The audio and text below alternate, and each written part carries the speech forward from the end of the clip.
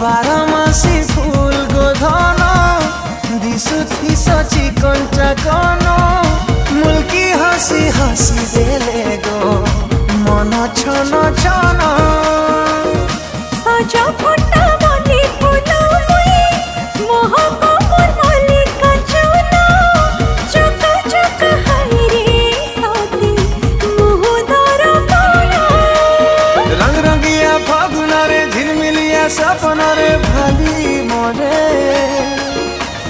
पते साथी ए मोर प्यारी प्यारी पद्मावती है तोर गले बसे गो